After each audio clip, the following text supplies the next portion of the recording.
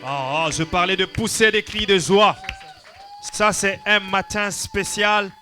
Ça, c'est un dimanche particulier. Nous nous réjouissons d'être dans la présence de Dieu ce matin. Alléluia. Amen, amen, amen. Que Dieu bénisse la présence de chacun de nous.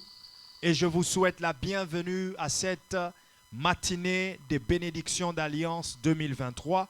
C'est notre réunion annuelle qui se tient une fois par année, matinée des bénédictions de l'Alliance, où nous venons recevoir les bénédictions dans l'Alliance dans laquelle nous sommes, lesquelles bénédictions accomplissent les promesses, la parole de Dieu dans nos vies. Amen. Est-ce que quelqu'un est avec moi ce matin? Est-ce que quelqu'un est prêt à décoller ce matin? Je vais vous inviter à prendre vos Bibles dans le livre de Jean, chapitre 3. Nous allons lire le verset 1 jusqu'au verset 8. Et pour cela, tenons-nous debout parce que c'est notre première lecture.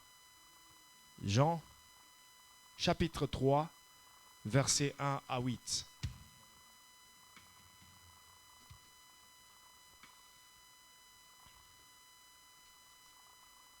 Vous y êtes?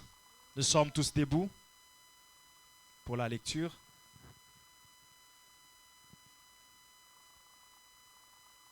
Jean 3, verset 1 à 8.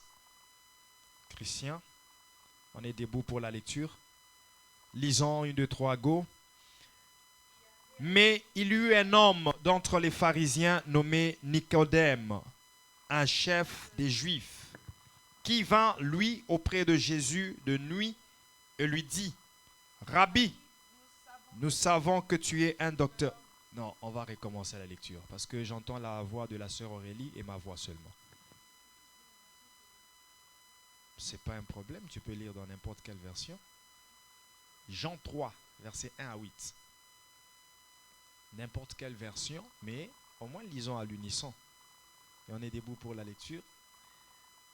Lisons 1, 2, 3, go.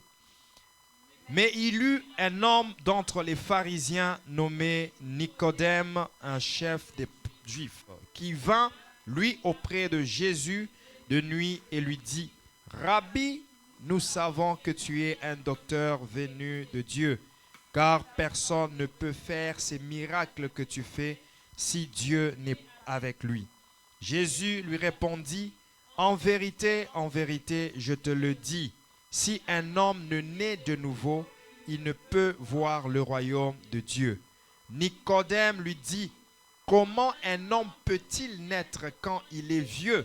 Peut-il rentrer dans le sein de sa mère et naître? » Jésus répondit, « En vérité, je te le dis, si un homme ne naît d'eau et d'esprit, il ne peut entrer dans le royaume de Dieu. Ce qui est né de la chair est chair, et ce qui est né de l'esprit est esprit. Ne t'étonne pas que je t'ai dit, il faut que vous naissiez de nouveau. Le vent souffle où il veut, et tu en entends le bruit, mais tu ne sais d'où il vient ni où il va. Il en est ainsi de tout homme qui est né de l'esprit. » Amen. Nous pouvons nous asseoir et acclamer le Seigneur pour sa parole. Et je vous souhaite une très belle écoute de la parole de Dieu. Que cette parole produise du fruit dans vos vies, dans vos cœurs. Amen. Amen.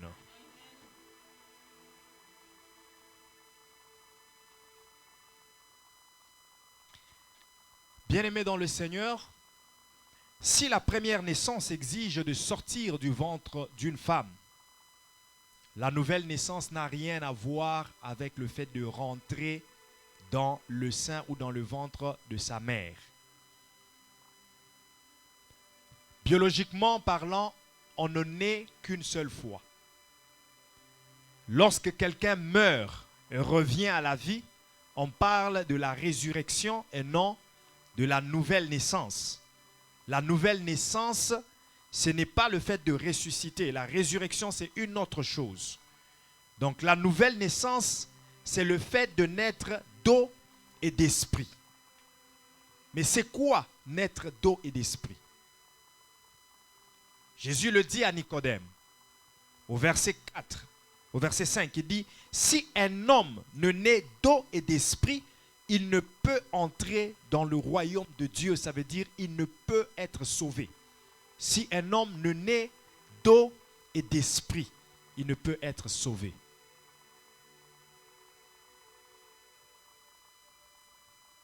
Mais c'est quoi naître d'eau et d'esprit? Il y en a qui ont expliqué cela pour dire que c'est passé par l'eau du baptême. Et je vous dis que c'est faux. L'eau du baptême ne peut pas amener quelqu'un à la conversion ni au salut. Le baptême qui amenait les gens à la conversion, à la repentance, c'est le baptême de Jean-Baptiste. Et c'était pour une raison, parce que Jésus-Christ n'était pas encore crucifié sur la croix, n'avait pas encore versé son sang. Alors il fallait trouver un moyen palliatif pour résoudre le problème du péché. C'était un moment de transition entre le sacrifice de l'ancienne alliance, dont les sacrificateurs ont failli. Parce que eux-mêmes, les sacrificateurs, amenaient aussi le sang pour leur propre péché. Et c'était une seule fois par an. Alléluia. Alléluia. Alors, dans ce moment de transition, les gens qui confessaient leurs péchés passaient par l'eau du baptême pour confesser leurs péchés, se repentir et naître de nouveau, si je peux dire cela. C'était un temps de transition. Et le baptême de Jésus est un baptême différent parce que lui vient s'identifier par rapport à l'homme. Il vient prêcher par l'exemple. C'est pourquoi Jean lui résiste. Mais il dit, laissons faire la volonté de Dieu. Mais lorsqu'il sort de l'eau du baptême, Dieu témoigne sur lui. Et son ministère commence. Et là, personne n'a plus besoin de se faire baptiser pour se convertir. Surtout quand Jésus est crucifié sur la croix, son sang est versé, personne n'a plus besoin de passer dans l'eau du baptême pour se convertir. Le baptême reçoit une autre définition. La redéfinition du baptême, c'est la croix de Jésus-Christ. Parce que maintenant, nous ne nous baptisons pas pour nous convertir, mais nous nous baptisons pour nous identifier par rapport à Christ. Quant à sa mort, son ensevelissement et sa résurrection. Nous venons témoigner publiquement que nous sommes de Christ. C'est ça le baptême actuel. Mais ce qui nous amène au salut, c'est le fait de passer par la croix. Passer par le sang de Jésus. C'est le sang de Jésus qui nous aide à nous repentir, à nous convertir, à être lavés. Et cela commence par le fait d'accepter Jésus-Christ Seigneur et Sauveur. C'est ce que Jésus-Christ appelle la nouvelle naissance. Naître d'eau et d'esprit.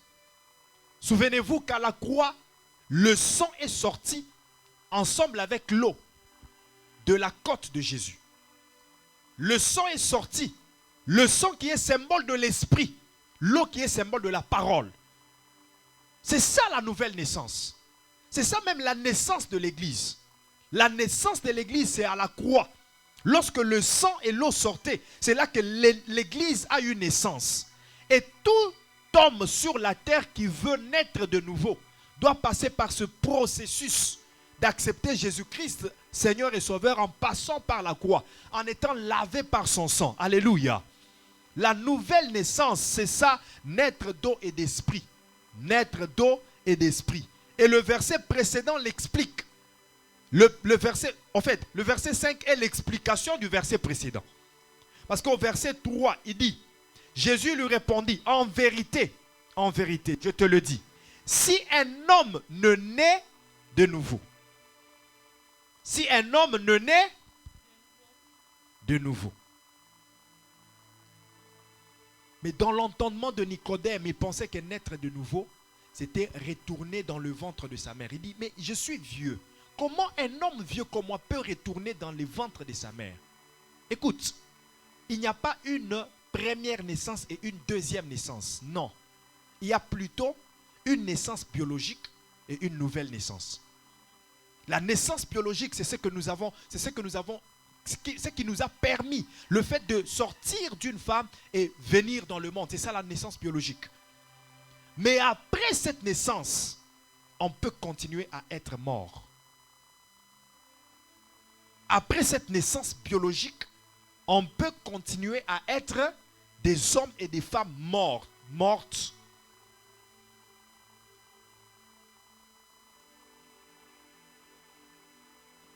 Nés biologiquement, mais morts physiquement. Morts spirituellement, je voulais dire. Nés biologiquement, mais morts spirituellement. Donc la première naissance ne garantit pas la vie spirituelle. La première naissance, la naissance biologique ne garantit pas la vie spirituelle. Voilà pourquoi cette naissance-là, pour certaines personnes, cette naissance-là peut disqualifier, peut être un obstacle à l'atteinte de certains objectifs. Est-ce que quelqu'un est avec moi? Est-ce que quelqu'un est en train de me suivre? Alléluia.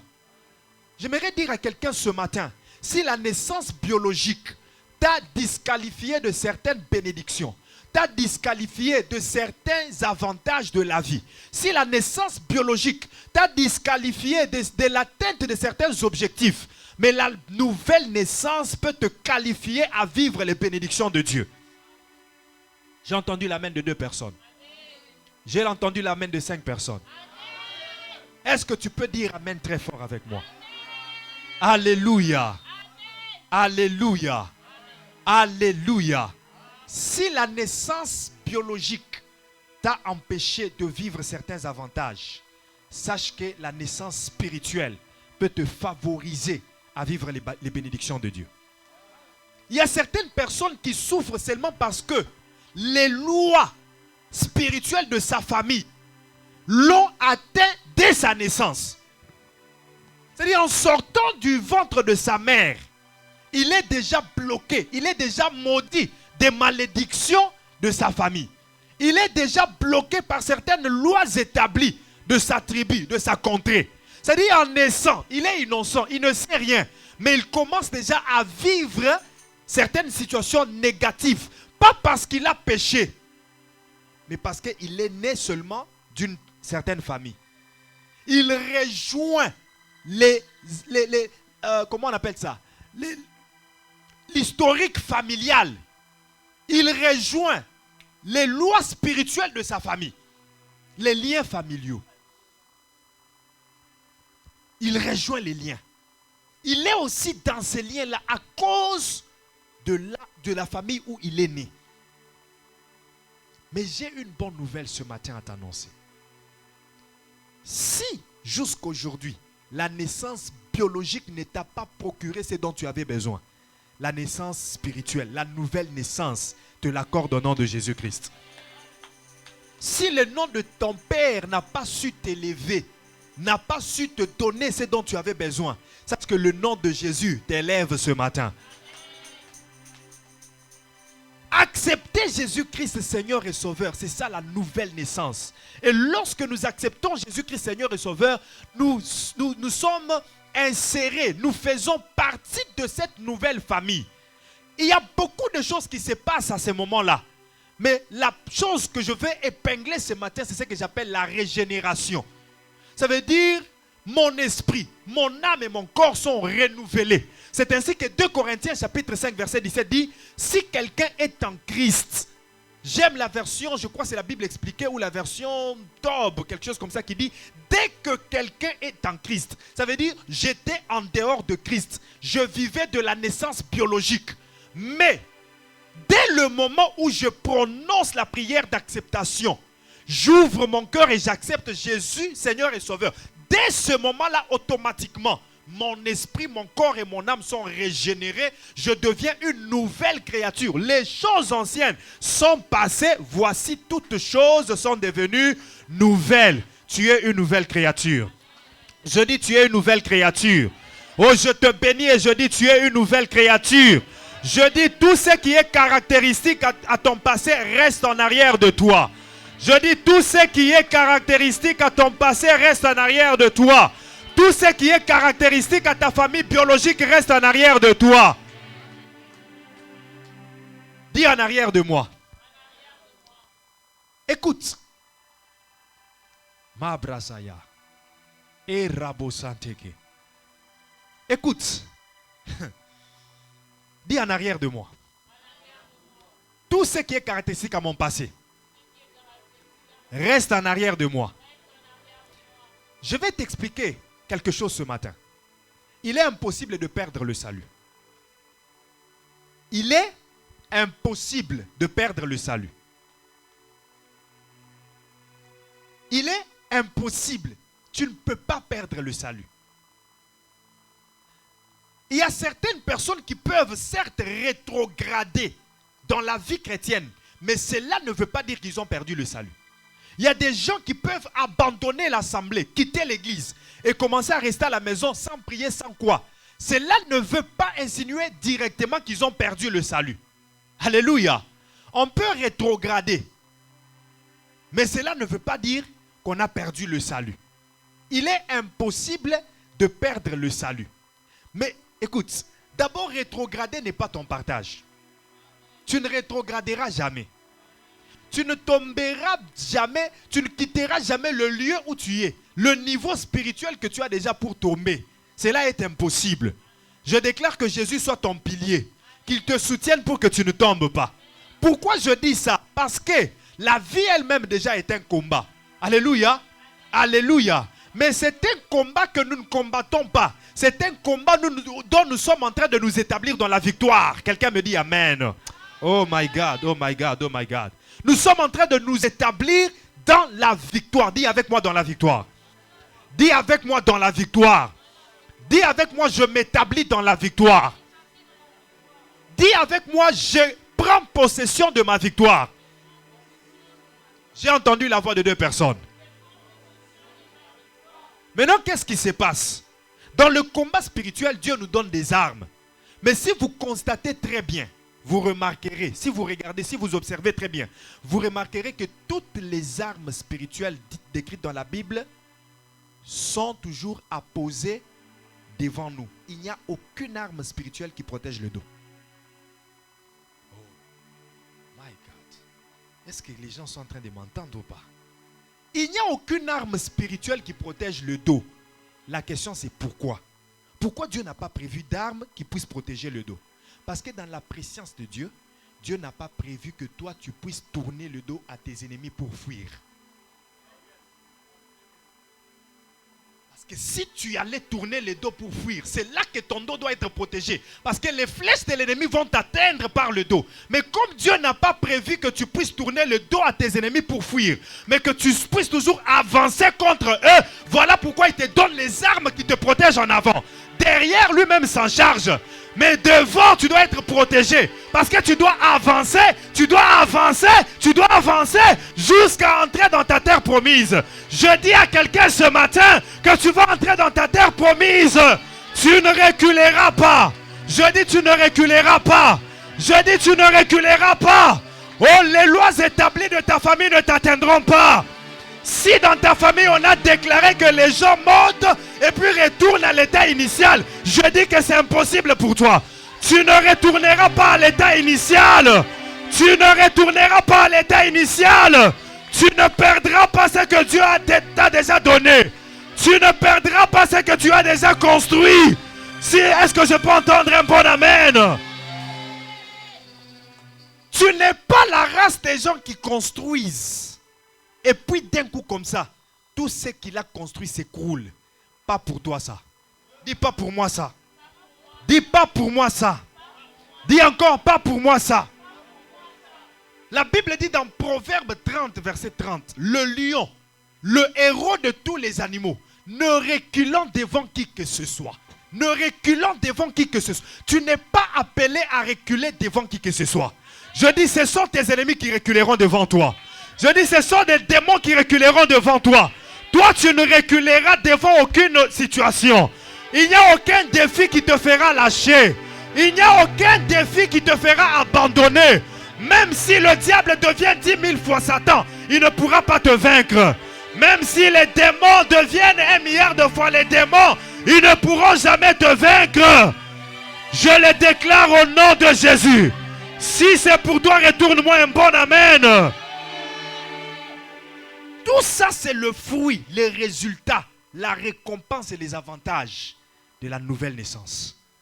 Avec la naissance biologique, tous ces avantages-là, on ne pouvait pas les avoir. Avec la naissance biologique, nous sommes exposés. Parce que dans le domaine de la délivrance, je l'ai déjà expérimenté beaucoup de fois. Il y a des démons qui réclament, disent, pourquoi tu nous chasses de ces corps? C'est notre enfant. Moi, je suis sa tante. Ça veut dire, il réclame le sang qui le lie à cette personne. C'est notre sang.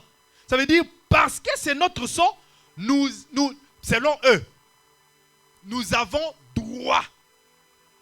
Le sang donne le droit. Le sang donne le droit. Voilà pourquoi lorsque nous acceptons Jésus-Christ Seigneur et Sauveur, non seulement notre esprit, notre âme et notre corps est régénéré, mais il y a aussi une transfusion spirituelle automatique qui s'est faite. En sorte que le sang qui est en nous ne soit pas le sang biologique, ne soit pas le sang familial, mais que nous ayons le sang d'enfants de Dieu. Jean chapitre 1 verset 12. Mais à tous ceux qui l'ont reçu, à ceux qui croient en son nom, elle a donné le droit. Ah, Tob dit le privilège. Louis II dit le pouvoir. Quelle autre version? Il a donné, Seigneur dit le privilège. Ma brassaille. Il donne le droit d'être enfant de Dieu. Écoute le verset 13. Il dit, lesquels sont nés, non du sang, ni de la volonté de la chair, non du sang de la chair, ni de, verset 13, non du sang de la chair, ni de la volonté de la chair, mais de la volonté de Dieu. Mais de Dieu. Ce n'est pas par une naissance naturelle. Oh, est-ce que vous me suivez? Ce n'est pas par une naissance naturelle, c'est-à-dire celle de la chair, ni sous l'impulsion d'un désir, ou encore par la volonté d'un homme qui sont devenus enfants de Dieu. Mais ils sont devenus enfants de Dieu parce qu'ils sont nés de Dieu. Dis avec moi, je suis né de Dieu. Dis avec moi, je suis né de Dieu. Naître d'eau et d'esprit. Naître d'eau et d'esprit. En grec, ça révèle de anothème. Anothème. Est-ce qu'on a une version Tob ici? Tob. On n'a pas Tob? Il faut acheter la Bible Tob. Tob, voilà. Et là, la Bible Tob. Lis-moi ça dans Tob. Jean 3. Jean 3. Lis-moi le verset 5. Jean 3, verset 5. Jésus lui dit, en vérité, je te le dis, nul s'il naît d'eau et d'esprit ne peut entrer dans le royaume de Dieu. C'est ça? Yep. 3, 5. Relis encore. Jean 3, 5. Jésus lui dit, en vérité, je te le dis, nul s'il naît d'eau et d'esprit ne peut entrer dans le royaume de Dieu. Donc, cherche-moi d'autres versions. Cherche-moi les autres versions. Parce que il y a une version qui traduit ce grec-là. Anothème veut plutôt dire qui vient d'en haut. C'est ce qui donne la vraie explication de ce verset. La naissance, la nouvelle naissance dont Jésus parle, ce n'est pas une naissance qui vient d'en bas. Ce n'est pas une naissance naturelle. Ce n'est pas une naissance qui vient du baptême. Ce n'est pas une naissance qui vient d'un homme qui s'accouple avec une femme. Ce n'est pas une deuxième naissance biologique. Mais c'est une naissance qui vient d'en haut. Qui vient d'en haut, anothème. Voilà, lis ça. Jérusalem. Verset Jérusalem. Jésus répondit, en vérité, je te le dis, à moins de naître d'eau et d'esprit, nul ne peut entrer dans le royaume de Dieu. Une naissance qui vient d'en haut. Ça veut dire, c'est Dieu lui-même qui nous donne naissance. C'est Dieu lui-même qui nous donne naissance par son esprit. J'aimerais dire à quelqu'un ce matin que tu as été engendré. Tu as été... Tu viens de la maternité de Dieu. Tu viens de la maternité. Comme une femme délivre. En anglais, on dit délivrer. Tu as été délivré par Dieu. Dis avec moi, j'ai été délivré par Dieu. J'ai été délivré par Dieu. Dis avec moi, j'ai été délivré par Dieu. J'ai été délivré Je par suis Dieu. né de nouveau. Je suis né de nouveau. Je suis une nouvelle créature. Je suis une nouvelle créature. Alléluia. Amen. Alléluia. Amen.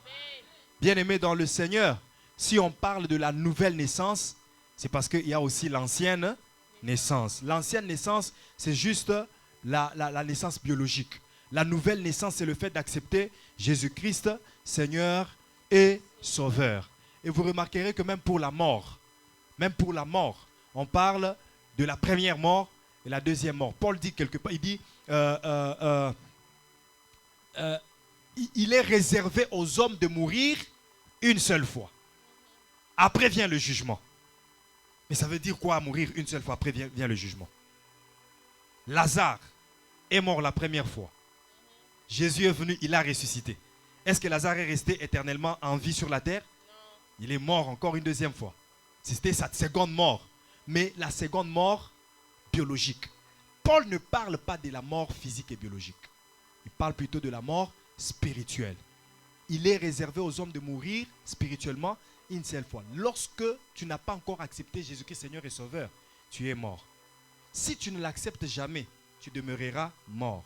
Mais la personne qui accepte Jésus-Christ Seigneur et Sauveur quitte de la mort à la vie. Et cette personne ne peut plus remourir spirituellement. C'est là que je te disais qu'on ne peut pas perdre le salut. On ne peut pas perdre le salut. C'est impossible que tu retournes dans la mort spirituelle et puis tu viens encore renaître de nouveau. Comme la nouvelle naissance s'est faite 2 fois. Impossible. D'ailleurs, le salut, nous l'avons eu avant de naître physiquement. C'est une prédestination de Dieu. Lis-moi Éphésiens chapitre 4, verset 1. Le salut est une prédestination de Dieu. Le salut, Dieu l'a conçu avant même de créer le monde. Et puis quand nous venons, nous vivons dans les péchés, Dieu connaît déjà qui sera sauvé. Dieu connaît déjà. Dieu sait déjà que telle personne. Donc, ce n'est pas que parce que tu es rétrogradé, c'est là que tu perds le salut. Tu peux rétrograder. L'exemple d'ailleurs, l'homme, le brigand à côté de Jésus. Quel jeûne avait-il fait? Quel baptême avait-il fait? Quelle sanctification avait-il fait? Mais il était déjà prédestiné à être sauvé à la croix. Alléluia. Dis avec moi, je suis sauvé en Jésus. Je suis sauvé en Jésus. Dis avec moi, je suis sauvé en Jésus. Je suis sauvé en Ce que nous devons faire, c'est juste marcher conformément à la parole de Dieu. Mais ne prétends jamais que ce sont les œuvres, les efforts, les sacrifices que tu fais qui te maintiennent au salut. Non, le salut, Dieu te l'a accordé avant même que tu ne viennes au monde. Tu as trouvé? Lis. C'est verset 4. Ok. Éphésiens 4, verset 4. Il y a un seul corps, un seul esprit. De même, Dieu vous a fait venir en lui en vous donnant une seule espérance, celle à laquelle vous avez été appelés. Il y a un seul Seigneur, une seule foi et un seul baptême. Un seul Dieu et Père de tous, qui règne sur tous et qui agit pour tous et qui est en tous. Okay.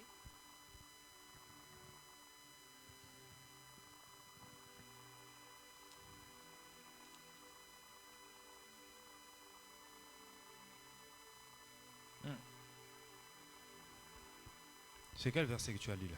Verset 4, verset 4, Éphésiens 4, verset 4. Verset 1, c'est... Ok. Attends.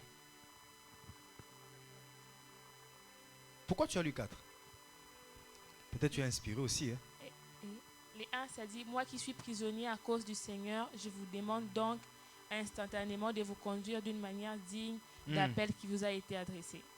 Ça, c'est les 1. Continue. Soyez donc humbles, empreints de douceur et de patience. Supportez-vous les uns et les autres avec amour. Efforcez-vous de conserver l'unité qui donne l'esprit dans la paix qui vous lie les uns aux autres. Yes. Il y a un seul corps et un seul esprit. De même, Dieu vous a fait venir en lui en vous donnant une seule espérance, celle à laquelle vous avez été appelés. Ok.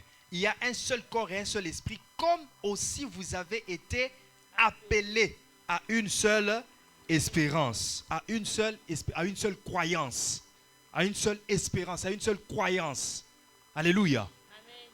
Le salut, on l'obtient une seule fois. Et on ne peut pas le perdre. Parce que nous avions été appelés et prédestinés. Avant même que nous ne soyons nés, Dieu nous avait déjà appelés. Dieu nous avait déjà connus. Dieu nous avait déjà prédestinés. Dieu nous avait déjà justifiés afin que nous soyons sauvés. Alléluia. Alléluia.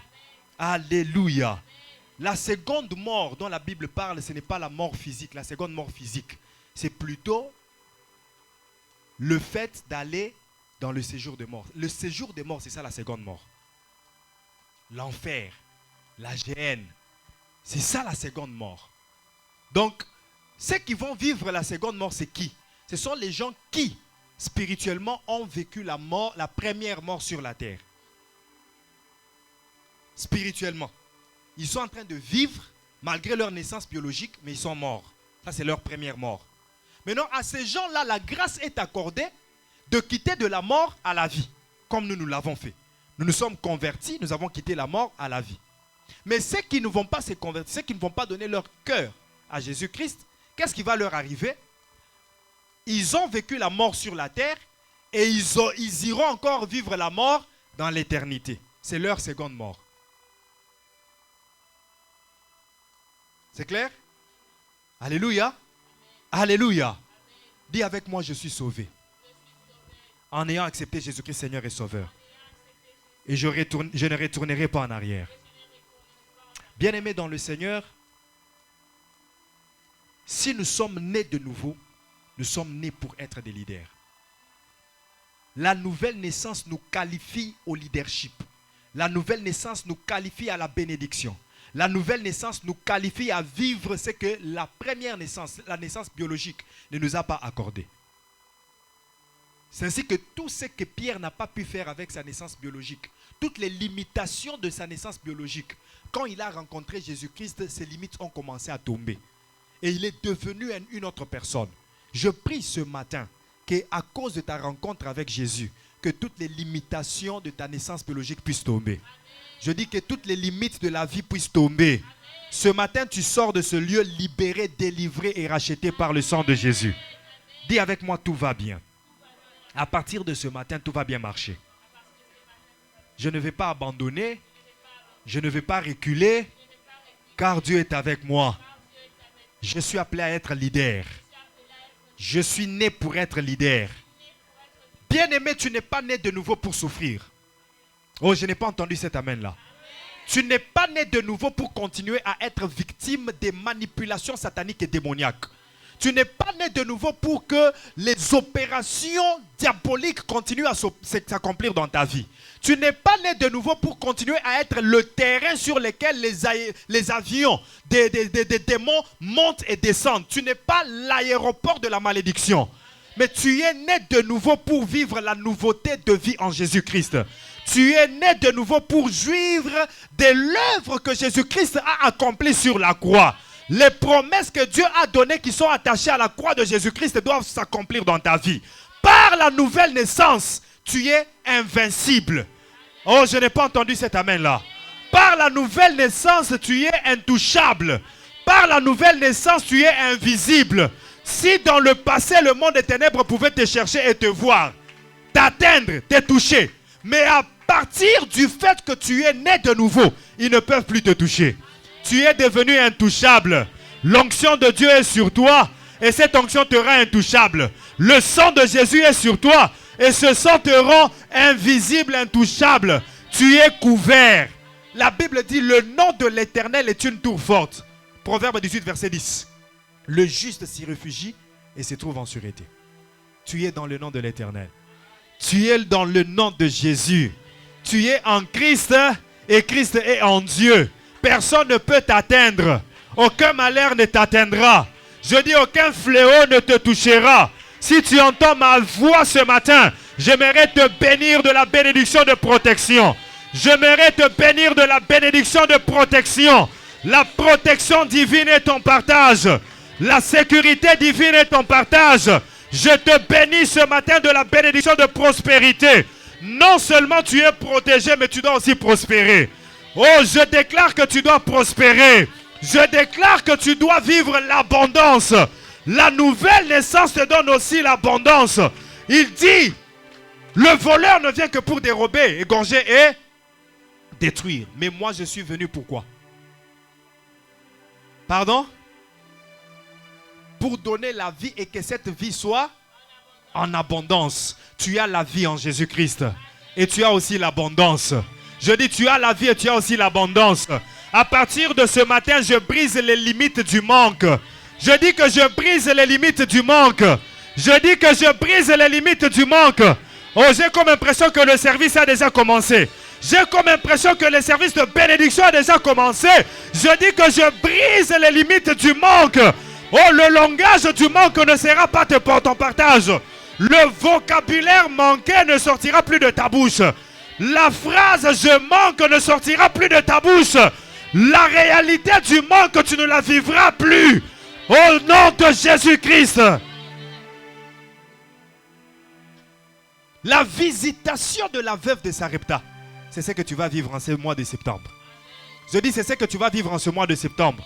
Je dis, tu vas vivre la visitation de la veuve de Sarepta. L'abondance surnaturelle. Je dis l'abondance surnaturelle. Il est écrit, je souhaite que tu prospères à tous égards. Que tu prospères à tous égards. Que tu prospères dans tous les domaines. En parlant du domaine financier, prospère. En parlant du domaine marital, prospère. En parlant du domaine financier, prospère. En parlant des immeubles et des bâtiments, prospère. En parlant des business, prospère. En parlant du parc automobile, prospère. Tu dois prospérer à tous égards. Le manque ne sera jamais ton partage. Même au niveau où tu es. Si, jusqu'à ce matin, tu manquais le sel dans ta maison, je mets fin à cette saison-là au nom de Jésus. Je dis, je mets fin à cette saison-là au nom de Jésus. Je dis, je mets fin à cette saison-là au nom de Jésus. Tous les vents qui venaient dans ta vie, qui soufflaient pour que tu puisses manquer certaines choses. Je chasse ces vents-là au nom de Jésus-Christ. Je chasse ces vents-là au nom de Jésus-Christ. Les démons qui causent les situations difficiles dans les vies des gens. Je chasse ces démons-là au nom de Jésus-Christ. Que les portes de ta vie soient ouvertes afin de faire entrer les rois en cortège et les richesses des nations. Tu mangeras les monnaies de toutes les nations. Je dis que tu mangeras les monnaies de toutes les nations. Retiens ce que je te dis ce matin. Même sans voyager, les gens seront en train de transférer dans ton compte. Il y aura des livres sterling qui seront convertis en dollars canadiens ici. Il y aura des dollars américains qui seront convertis en dollars canadiens ici. Je dis, il y aura des francs CFA, il y aura des monnaies, des francs français, il y aura des monnaies de toutes parts. Parce que tu auras des clients partout. Tu as manqué l'occasion de dire Amen. Tu auras des clients partout. Tu seras peut-être en train de vivre au Canada, mais tu as des locataires en France. Tu as des locataires en Allemagne. Tu as des locataires en Belgique. Tu as des locataires au Congo. Tu as des locataires en Brésil. Parce que tu as construit partout. Parce que tu as acheté partout. Que cette bénédiction s'attache à ta vie au nom de Jésus. Je dis que cette bénédiction de la prospérité s'attache à ta vie au nom de Jésus. Que cette bénédiction de la prospérité s'attache à ta vie au nom de Jésus. Lorsque Isaac plutôt était en train de bénir Ésaü et Jacob, il a prononcé des paroles comme je le fais. Je déclare ce matin que la bénédiction de la prospérité s'attache à ta vie. Que la bénédiction de la prospérité s'attache à ta vie. Au nom de Jésus-Christ. Oh, je me tiens sur cet autel. Cet autel. Même si moi je ne parle pas, cet autel sera en train de parler en ta faveur. Cet autel sera en train de te bénir. Cet autel où le nom de l'Éternel est mentionné, la parole de Dieu est prêchée. Cet autel est une bénédiction pour toi. Je dis, cet autel est une bénédiction pour toi. Il est écrit dans Apocalypse 16, verset 7. L'autel disait. L'autel disait. L'autel dit. Ça veut dire que l'autel parle. Ça veut dire que l'autel parle. J'aimerais te dire que l'autel que tu as bâti pendant 21 jours de prière est en train de parler pour toi. Je dis que cet autel est en train de parler en ta faveur. Cet autel est en train de convertir les bénédictions spirituelles pour que tu les vives palpablement. Oh, je n'ai pas entendu cet amen là. Dis avec moi 3 fois, je suis béni. J'avais recommandé ici aux gens. J'avais recommandé ici, pendant 21 jours de prière, j'avais recommandé que toute personne vienne avec un symbole de son travail. N'est-ce pas? N'est-ce pas? Oh, vous vous rappelez pas?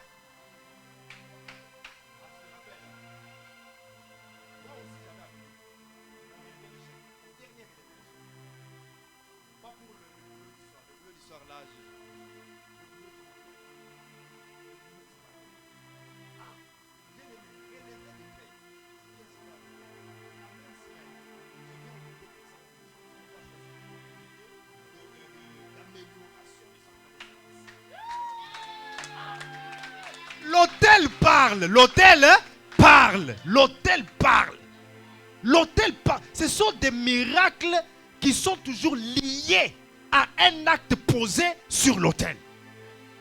Alléluia. J'aimerais dire à quelqu'un qui avait bâti son autel ici que l'autel est en train de parler pour toi. Ce mois ne finira pas, cette bénédiction, tu vas la recevoir. Je dis, ce mois de septembre ne finira pas, tu toucheras cette bénédiction par tes mains. Je dis que tu vas vivre l'accomplissement des promesses de Dieu. Ce mois ne finira pas avec des pleurs. Tu finiras ce mois en train de rire. Tu finiras ce mois en train de jacasser. Tu finiras ce mois en train de jubiler. Tu finiras ce mois en train de festoyer. Tu finiras ce mois en train de célébrer. Je n'ai pas entendu cet amen là. Oh, si tu le crois, dis un fort amen. Tu es béni. Je dis tu es béni. Je dis tu es béni. Sur ton front là c'est écrit bénédiction. Ce n'est pas écrit malédiction. La personne qui est maudite ne ressemble pas à toi. Avec cette beauté là, maudit jamais. Ça c'est la beauté de la bénédiction. Dis je suis belle par la bénédiction. Je suis beau par la bénédiction. Je n'ai pas bien entendu. Fais des fiers. Dis je suis beau par la bénédiction.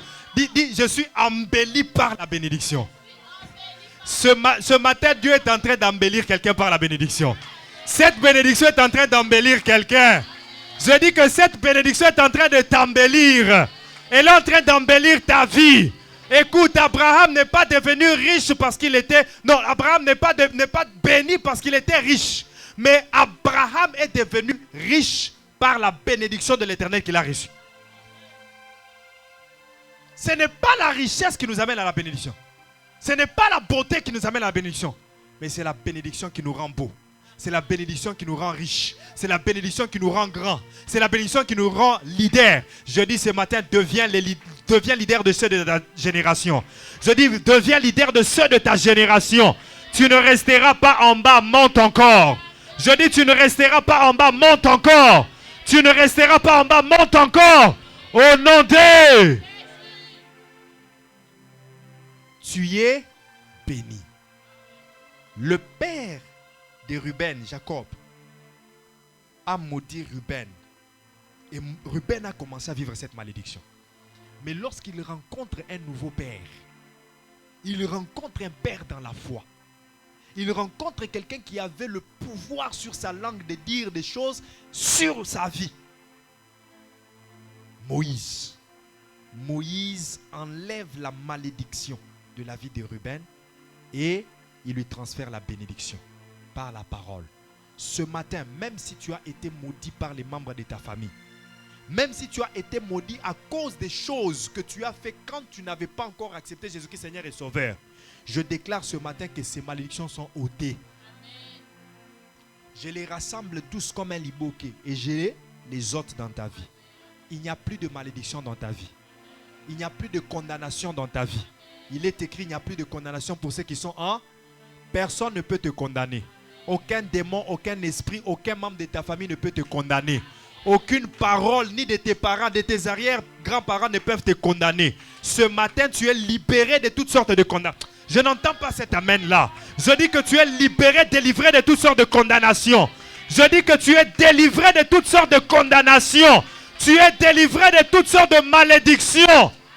Sur ta vie, c'est écrit en grand, béni.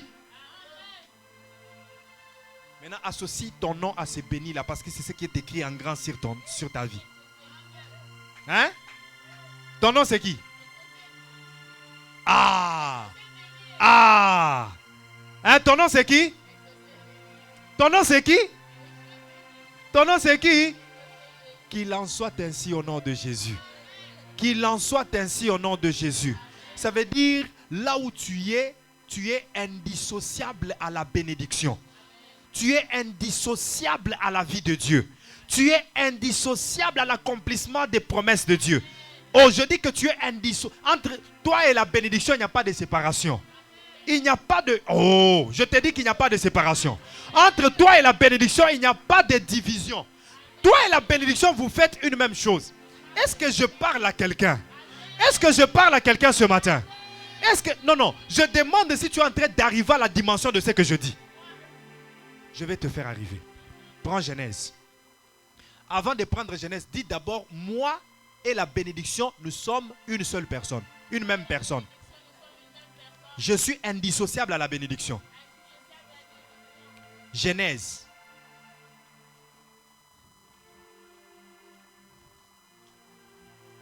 Genèse. Oh. Genèse chapitre combien? Hein? Chapitre combien? Chapitre 12. Genèse chapitre 12. Quelqu'un dit, pasteur, tu n'as pas encore donné, tu le demandes. L'Éternel dit à Abraham. Non, lisons directement le verset 3. Verset 2.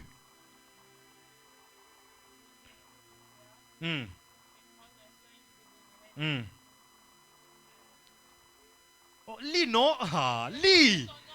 Hein? Je ferai de toi quoi? Je ferai de toi quoi?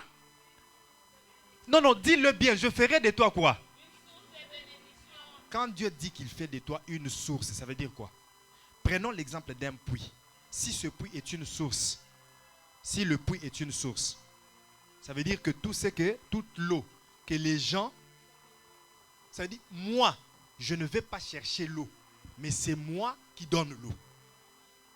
Donc moi, je suis une bénédiction. Est-ce que tu as compris ça? Donc toi, tu n'as pas besoin d'aller chercher la bénédiction.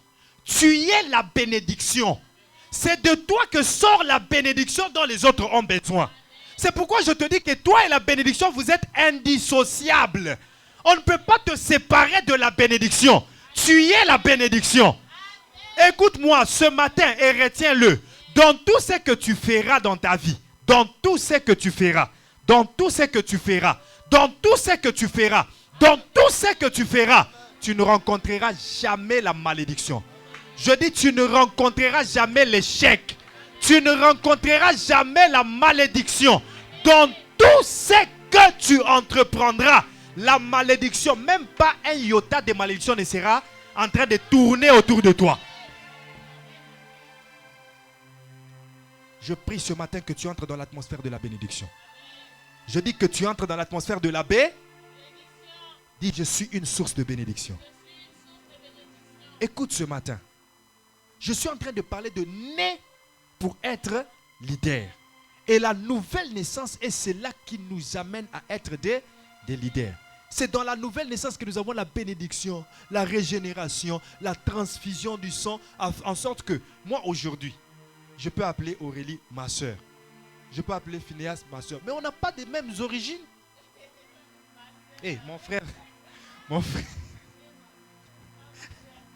Mon frère, désolé. Mon frère, c'est la rapidité de la langue. Hein? Mais on n'a pas les mêmes origines. Qu'est-ce qui fait que Phineas soit mon frère et que Exaucé soit ma soeur? Le sang de Jésus qui coule en nous. Hein? Moi, je n'ai plus le sang qui coule en moi. Non.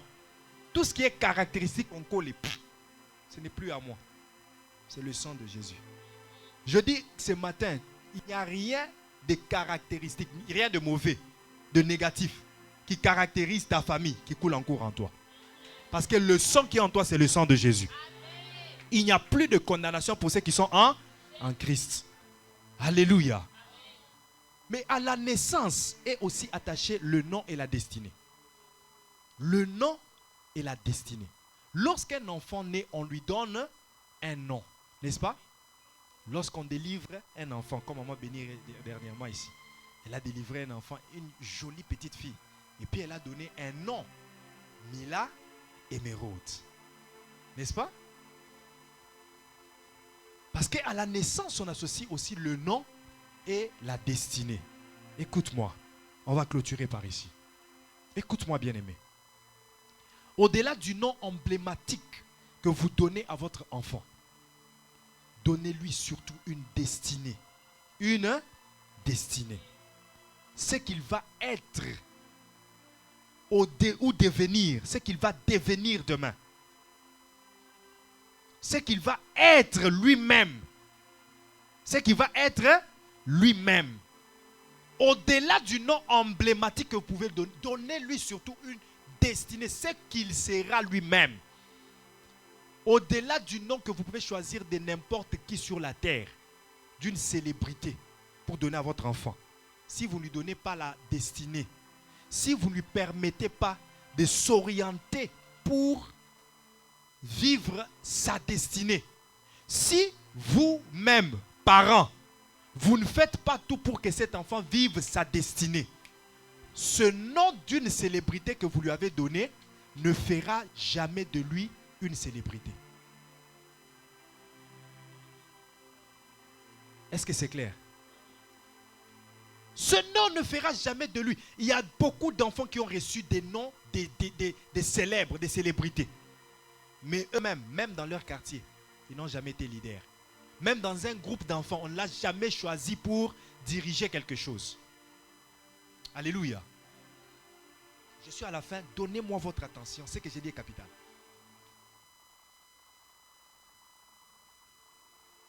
Il a reçu le nom d'une célébrité. Mais lui-même n'est rien devenu. Il n'est pas devenu célèbre. Il n'est pas devenu leader. Parce qu'on lui a juste donné le nom. Mais on ne lui a pas donné une destinée. On ne l'a pas façonné. On ne l'a pas orienté à vivre sa destinée. Je vous donne un exemple.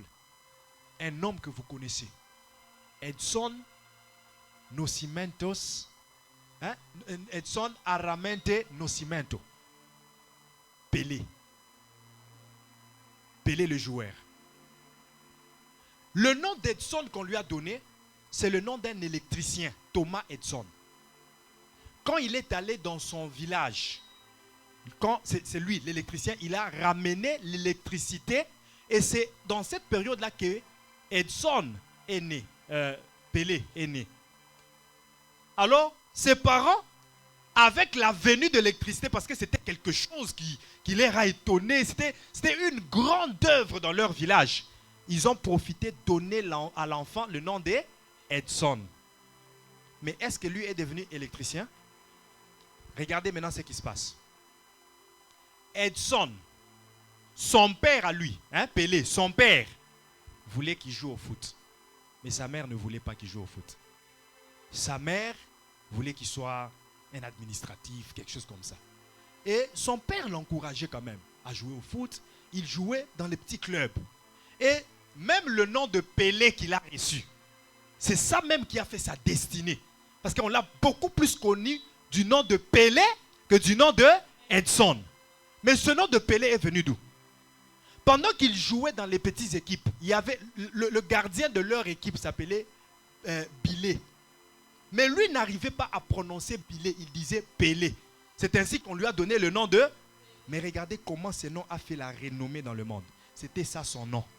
Edson n'était pas son nom. Le nom qui était attaché à sa destinée, à son leadership, c'était Pelé. Un nom qui vient d'une malformation d'un autre nom, mais qui s'attache à lui pour devenir une célébrité. J'ai parlé de Edson, personne ne le savait. Mais quand je dis Pelé, tout le monde le connaît. Au-delà du nom emblématique que vous pouvez donner à l'enfant, donnez-lui plus la destinée. Orientez-le. Parce que quand nous naissons en Christ, nous ne naissons pas pour être en bas.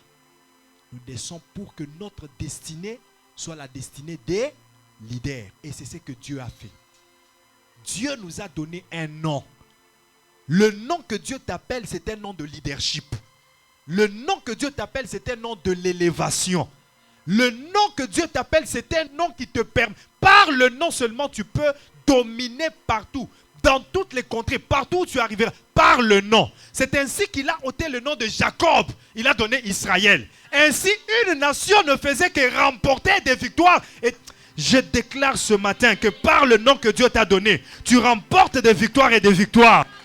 Aucune nation ne se tiendra devant toi. Je dis, aucune personne ne résistera devant toi. Tu vaincras tout celui qui se fera ton adversaire. Toute situation qui se présentera devant toi, tu seras capable de la vaincre. Car tu as un nom. Tu as un nom. Lorsque nous naissons de nouveau, Dieu nous donne un nom. Les gens de ce monde peuvent continuer à t'appeler du nom de ta naissance biologique. Mais sache que c'est qu'il y a prédomination dans ta vie. C'est plutôt le nom de ta naissance spirituelle. C'est le nom que tu as reçu en Jésus-Christ. C'est le nom que tu as reçu en Jésus-Christ. C'est le nom que tu as reçu en Jésus-Christ. Regardez aussi une autre chose. Lorsque une fille est épousée par un homme,